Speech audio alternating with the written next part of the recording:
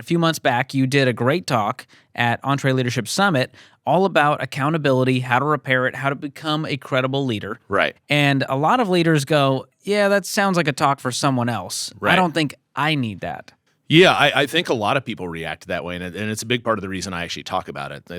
Accountability is a far harder skill than I think most people give it credit for. Like, people have a lot of false confidence around accountability. And, I've been talking about it a lot in the last couple of years, and I probably won't stop talking about it. But the reality is that the hardest part about being a leader is to give to other people what you were never given, right? It's really hard as a leader to model behaviors for other people that actually haven't been really modeled for you, right?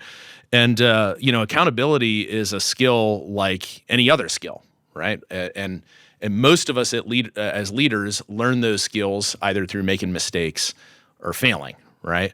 And so I guess my goal when I talk about the topic of accountability is I just want to raise the overall awareness that this isn't as easy as you think. We're probably all a little bit worse at this than we think we are, right? Well, that's a good place to start. And you have a good way to kind of self-assess where you are. There's a scale, there's a spectrum, there's quadrants. I mean, there's a lot going on here. There's a whole drawing. So how do I figure out where I'm at? Right. Yeah. Well, so before we get to like the actual quadrants, talking through all that stuff, one of the things that people have a hard time figuring out is, do they actually struggle with this? Is this a problem? Right. And my kind of blanket answer is, if you're successful, you struggle at it. And the reason I say that is because, successful people don't stand in place. Like, we're always in motion. We're always moving. We're trying to grow our businesses. We're trying to lead our team really well.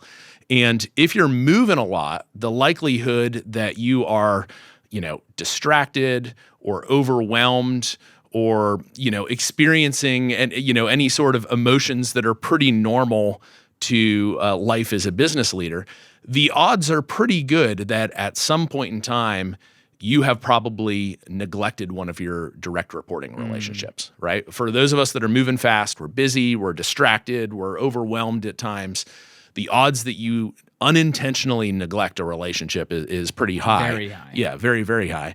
And one of the real core problems is that as leaders, we're actually pretty bad at spotting it. Because for us, in the moment, we're just moving fast. But for the folks that we're kind of unintentionally neglecting, they're just kind of sitting there and waiting for our attention, right? And so it's difficult for us to spot the neglect when we're in the middle of it. So this is about engaging with the team, creating some trust, creating credibility, so that we can all win. Right. So to kind of come back to what you were mentioning before about the quadrants and all that stuff, the stuff I talked through. I love a good quadrant. Yeah, there's nothing works better on a podcast than verbally talking through a set of quadrants, right? Well, so one of the things I walked through at Summit was just talking about like kind of the stereotypes that I see leaders fall into when it comes to accountability, right? And so maybe we just spend a second talking through those. Because I think it'd be valuable for everybody to kind of self-assess as I'm walking through it and try to identify like which quadrant or which descriptor kind of best matches them, right? The first one is that I like to talk about is the blindsider. So the blindsider is the leader who doesn't do a great job at setting expectations, but is very, very quick to attempt to hold people accountable. Right. And so the thing that you'll oftentimes hear a blindsider say is, well, you should have known better than to do that. It's common sense. Right.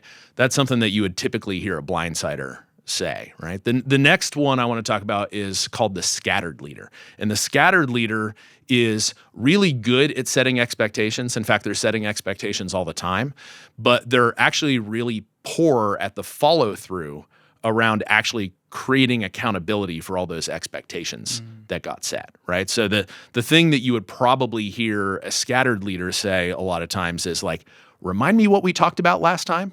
They kind of have a problem tracking between conversations. So big on expectations, kind of poor at accountability. The third type that I encounter a lot is what I call the absentee leader.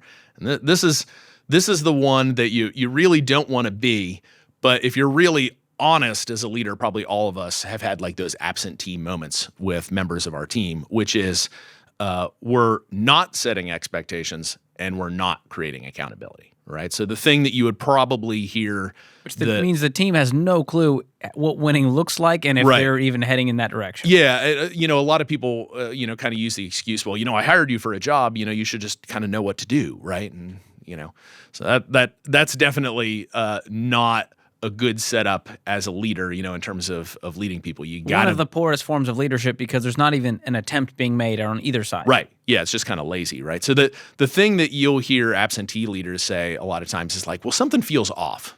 A lot of times they'll kind of speak in platitudes, right? Like, well, something's not right. I really need you to lean into it and figure it out, but I can't really give you any advice or any insight or any coaching or anything like that. Very that's helpful. The absentee leader. Yeah, right.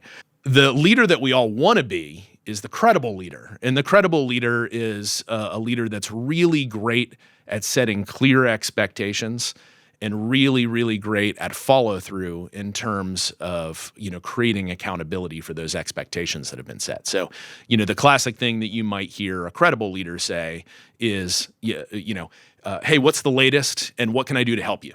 They're checking back on a really regular basis. Yeah. And when you have rhythms of that creates that credibility with the team where I know exactly where Brendan's head is at. I know his expectations. I know what he's going to ask me when we meet, and I'm prepared. Right.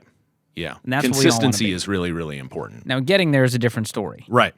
And that's what we're all here to do today. Right.